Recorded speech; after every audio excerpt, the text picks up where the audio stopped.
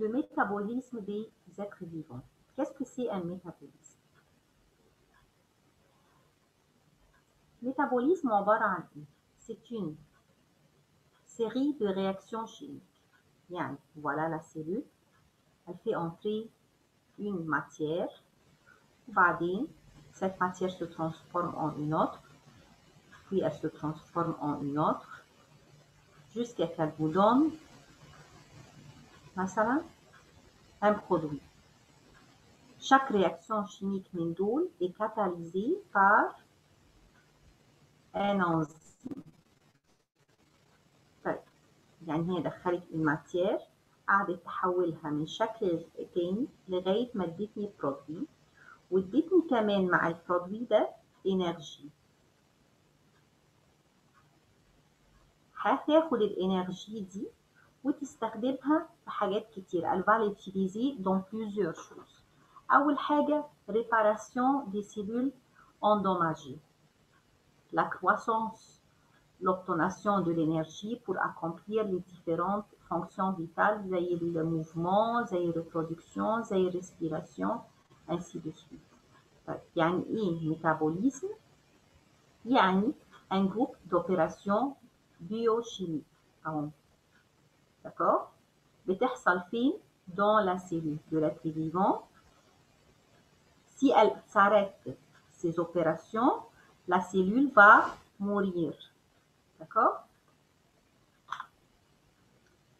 ندخل كده نشوف notre coup d'œil sur la vie.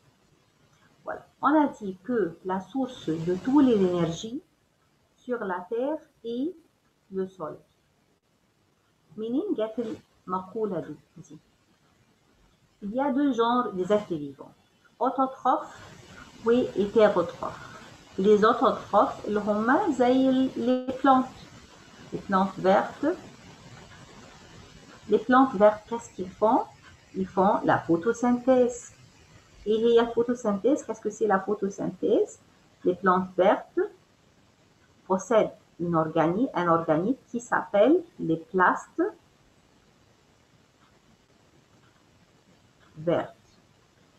أو بنقولها الكلوروبلاست. بيحصل فيها إيه؟ بيحصل فيها une opération qui s'appelle la photosynthèse. عبارة عن إيه الفوتوسينثèse؟ عبارة عن que les plastes vertes prennent le dioxyde de carbone de l'air ou l'eau de la terre. Puis, elles les transforment en glucose et oxygène. L'oxygène sort une autre fois vers l'air. مين اللي بيفضل في البلاست فيرت؟ الجلوكوز. طيب يعني احنا دخلنا هنا انرجي. راحت فين الانرجي دي؟ الانرجي دي elle est emmagasinée dans les liaisons chimiques du glucose. يعني الجلوكوز اللي هو C6 كل C مع الثانية liaison chimique اتكون. هما كانوا CO2 يعني ما كانش فيه ولا كربون لازقة في الثانية. كانوا 6 CO2 كل C لوحدها. الليزون شيميك اللي احنا عملناه entre les atomes de carbone كل واحد من ده متخزن فيه emmagasiné de l'énergie. ainsi que après بعد كده عشان تخزن الجلوكوز ده بتحوله لأميدون. d'accord pour l'emmagasiner. طيب l'autre genre des êtres vivants عندنا مين؟ les hétérotrophes. Hétérotrophes comme tous les autres êtres vivants qui ne peuvent pas préparer leur nourriture eux-mêmes. ما بيقدروش يحضروا الأكل بتاعهم eux-mêmes. أمال بيعملوا إيه؟ ils mangeaient. ils prenaient des aliments déjà préparés. يعني ما يقدرش ياخد كده من des gaz de l'air ومن السوليل يحضر الانرجي بتاعته. فهو لازم ياكل حاجات تبقى فيها الانرجي دي ديجا اماجازيني. يعني احنا قلنا ان الموليكول، احنا بنقول الانفورماسيون دي ليه؟ عشان اقول لكم ان الموليكول دو جلوكوز contient de l'énergie emmagasinée dans ses liaisons chimiques. تمام؟ فسي un être vivant mange une molécule de glucose معنى كده إن هو بياخد de l'énergie emmagasinée dans une molécule. D'accord? Alors, إيه genre des aliments اللي إحنا بناكله؟ ممكن ناكل كربوهيدرات، ممكن ناكل بروتين، ممكن ناكل ليبيد، ممكن ناكل ايه تاني ce sont les groupes essentiels. طيب ما بناكل الحاجات دي يحصل لها ايه؟ Elle va entrer dans le système digestif, le tube digestif. كل partie في التوب digestif دي فيها انزيم بتعمل digestion. يعني ايه digestion؟ Digestion يعني elle va transformer les grandes molécules en petites molécules. يعني الكربوهيدرات هتتحول لسكر سام، البروتين هيتحول لأسيد أميني، الليبيد هيتحول لجليسرول وأسيد جراف. تمام أوكي. طيب مين اللي هيدخل dans le sang؟ اللي هيدخل dans le sang هي les molécules déjà digérées اللي هما السكر سامبل، الأسيد جراف، الأسيد أميني ainsi de suite.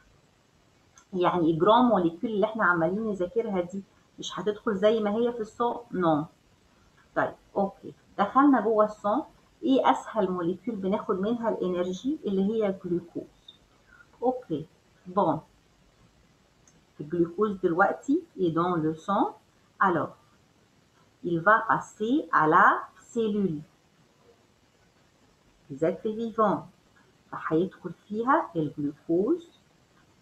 d'accord اهو فوالا لا سيلول هنا اسهل اهي ديجا. السيلول دخل فيها من الصون، دخل الجلوكوز. d'accord وهيقابل مين؟ هيقابل الاكسجين اللي احنا مدخلينه de la respiration. il se transforme en CO2 et il donne de l'énergie. ازاي الكلام ده؟ مش احنا قلنا الموليكول دو جلوكوز الليزون اللي entre le carbone فيه de l'énergie emmagasinée. طيب ما احنا لو كسرنا ده l'énergie emmagasinée sera libérée. الطاقة المتخزنة هتطلع مرة تانية، فبقت خلاص elle est libre maintenant. اقدر استخدمها في اي حاجة انا عايزاها. الأوبيراسيون دي بتحصل فين؟ بتحصل dans la mitochondrie. اوكي طب نشوف الموضوع ده dans une autre figure. voilà les autotrophes et voilà les hétérotrophes. autotrophes زي البلانت فيرت والhétérotrophes زي الانيمال. الاوتوتروف عندهم البلاست فيرت وعندهم الميتوكوندري. دي البارتي اللي كنا بنتكلم عنها في البريمير ليسون وفي ناس سألتني عنها. Elle prend l'énergie solaire ou elle prend le dioxyde de carbone في البلاست فيرت. alors هنا يتكون الجلوكوز. elle forme le glucose. عايزة عندها جلوكوز كتير elle va les magasiner sous forme d'amidon. خلاص محتاجة دلوقتي la cellule elle est dans la nuit و elle a besoin de l'énergie. الجلوكوز ده هيسافر يروح فين؟ يروح dans la mitochondrie. يعمل ايه في الميتوكوندري؟ يعمل نفس الاوبيراسيون اللي اتكلمنا عنها من شوية اللي هي زي الريسبيراسيون. يحصل له اوكسيداسيون. جلوكوز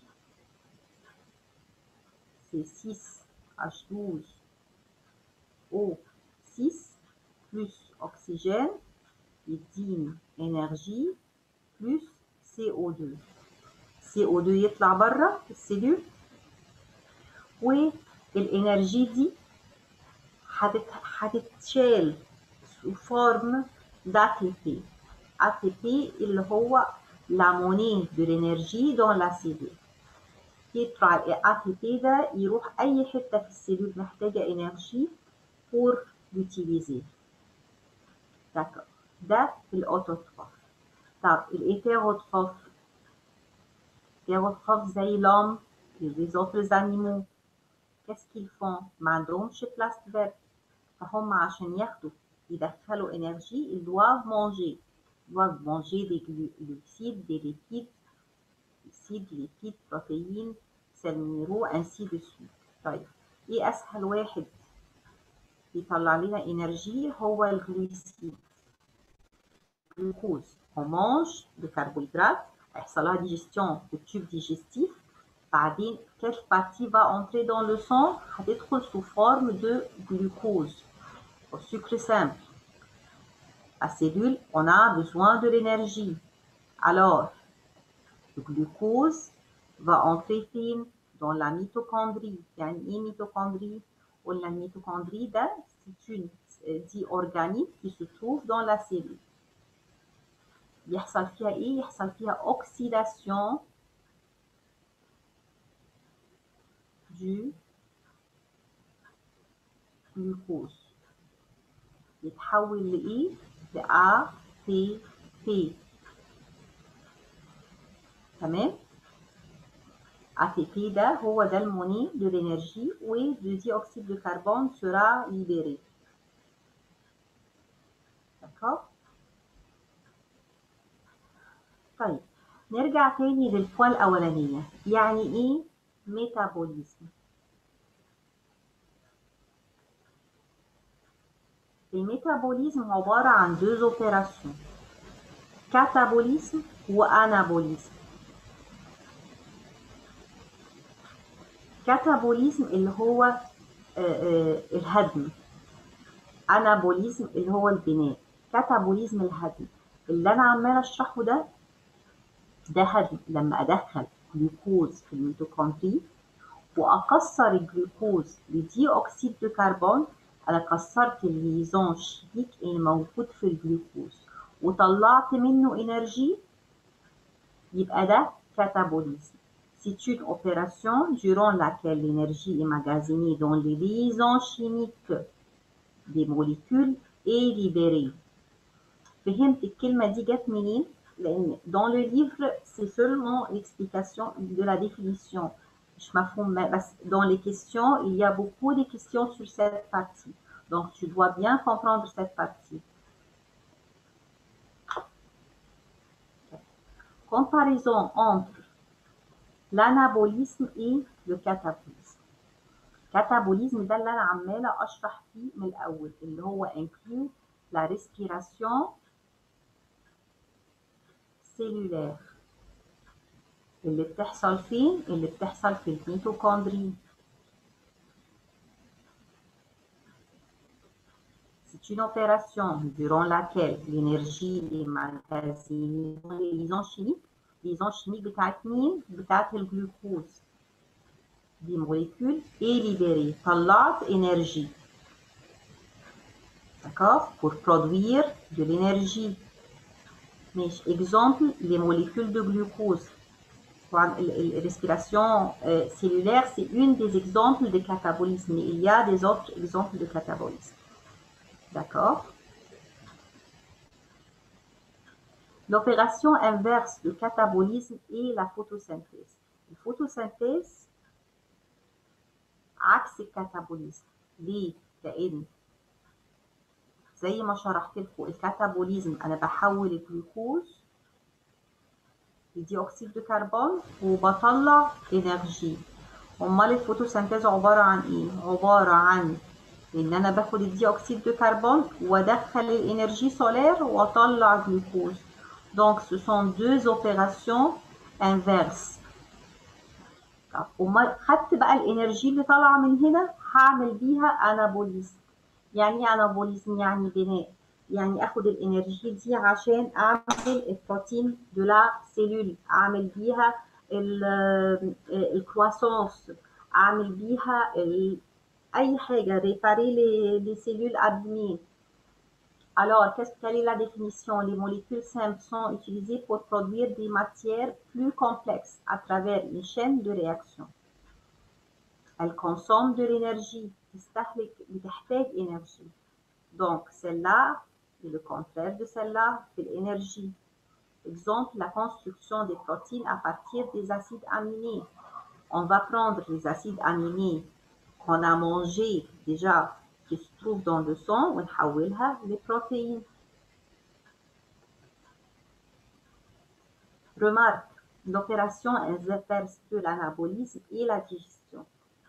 ناخد بالنا الانابوليزم والكاتابوليزم مش اوبراسيون انفيرس. يعني ايه مش اوبراسيون انفيرس؟ يعني زي ما شرحت هنا مش سهم رايح جاي. الكاتابوليزم دي رياكسيون غير الرياكسيون بتاعت الانابوليزم. امال مين العكس؟ عكس الانابوليزم مين؟ الديجستيون هي اللي عكس الانابوليزم. ليه؟ الانابوليزم عباره عن ان انا باخد مونومير اسيد اميني احولها لبروتين، اخد اسيد جرا موجوده في الصون مع جليسرول احولها لليبيد، ainsi de suite. ماشي. طب مين عكس؟ لو انا عايزه اعكس السهم مين بيحصل فين ان انا اعكس السهم كده؟ ان الليبيد يتحول لاسيد جرا وجليسرول والبروتين يتحول لاسيد اميني. ده بيحصل في الديجستيون. alors يبقى الميتابوليزم عبارة عن كاتابوليزم وانابوليزم. الكاتابوليزم بجيب des grandes molécules زي الجلوكوز،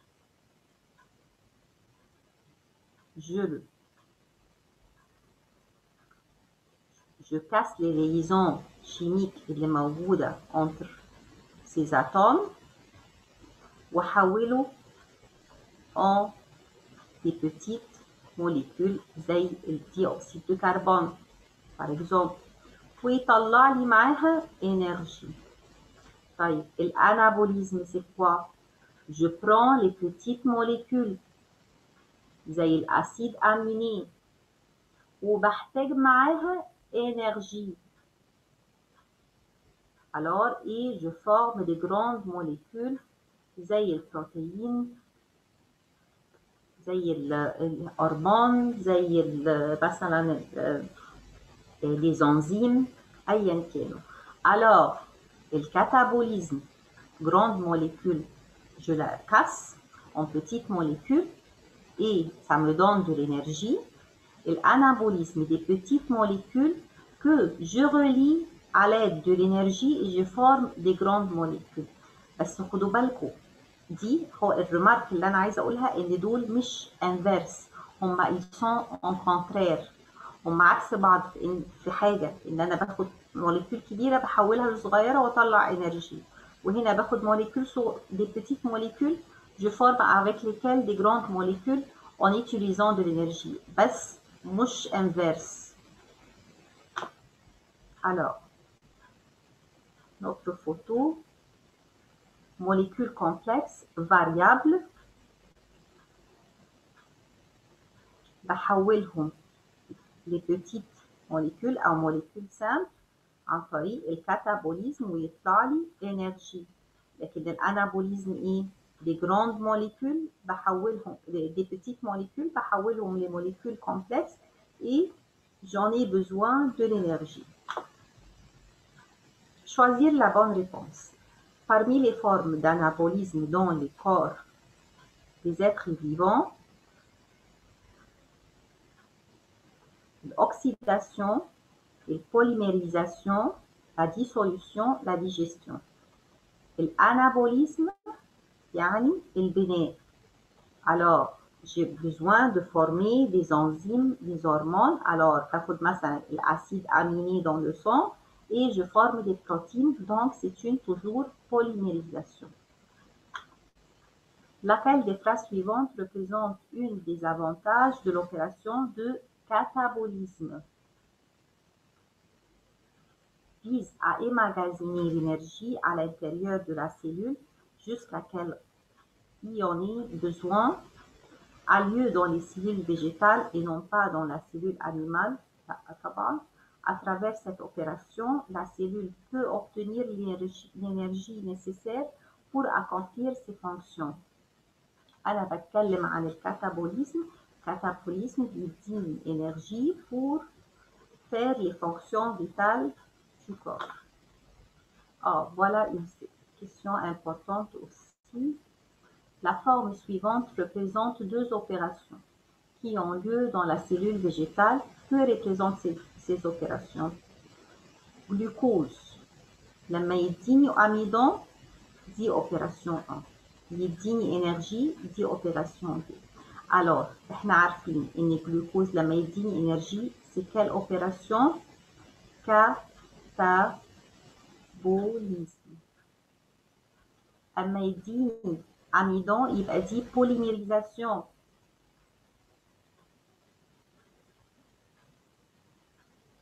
طب البوليميريزاسيون دي ممكن تحصل فين؟ Voyons. Opération 1, anabolisme, et opération 2 et catabolisme. Opération 2, catabolisme. Or, opération 1, anabolisme.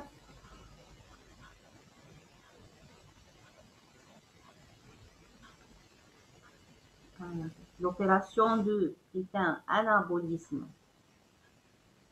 2 anabolisme, là, 2 مش anabolisme. Les deux opérations sont de catabolisme, les deux opérations sont de anabolisme.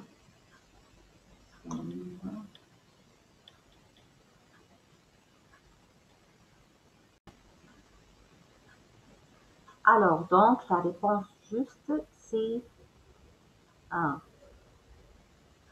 Opération 1, anabolisme. لأن دي بوليميريزاسيون زي ما قلت لكم. المونومير اتحول لبوليمير عشان ممكن نبني دي ستركتور. في ستركتور ديجا دون لو كور دو لاتر فيفون عبارة عن بتتكون من كربوهيدرات، فممكن نحتاج افورمي دي كربوهيدرات. و اوبيراسيون 2 هي الكاتابوليزم. ليه؟ لان انا كسرت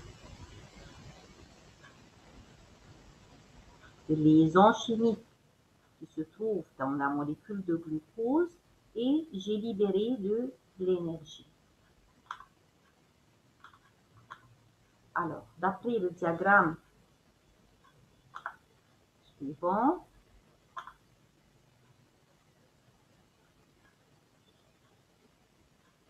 monosaccharide.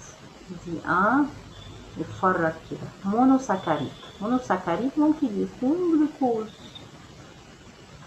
Opération 1, le carbohydrate dans l'appareil digestif اتحولت لجلوكوز. يبقى opération دي 1 دي اسمها ايه؟ digestion. Et le glucose dans l'opération 2 اداني ATP. ATP يعني énergie. يبقى الجلوكوز اداني énergie، يبقى ده كاتابوليزم. Opération 3, le glucose اداني glycogène. glycogène يعني polysaccharide، يبقى دي anabolisme. Quel est le nom des opérations 1, 2, 3 قلنا خلاص. Où se passe l'opération 2? Opération 2, le glucose اداني énergie، يبقى في الميتوكوندري.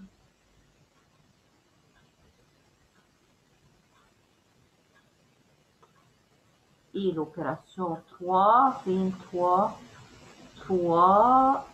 3 المونوساكاريد بتدي glycogène في le foie et les muscles. Dans le corps de l'homme, quelle est l'importance de chacun? L'importance de chacun, produire de l'énergie هنا وemmagasiner le glycogène pour obtenir l'énergie quand le corps en ait besoin. Opération 2, 3 dépend sur l'opération 2. 3 اللي هي anabolisme dépend sur l'opération 2 car l'anabolisme ne peut pas arriver qu'à l'aide de l'énergie. عشان أعمل anabolisme, j'ai besoin de l'énergie.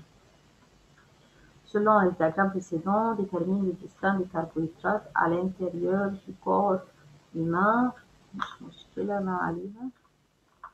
Alors, lequel de ceux qui suivent représente le degré d'anabolisme et de catabolisme pour un enfant de 5 mois? Un enfant de 5 mois. يعني il est dans l'âge de croissance. يبقى لازم يبقى عنده الانابوليزم أكتر من الكاتابوليزم.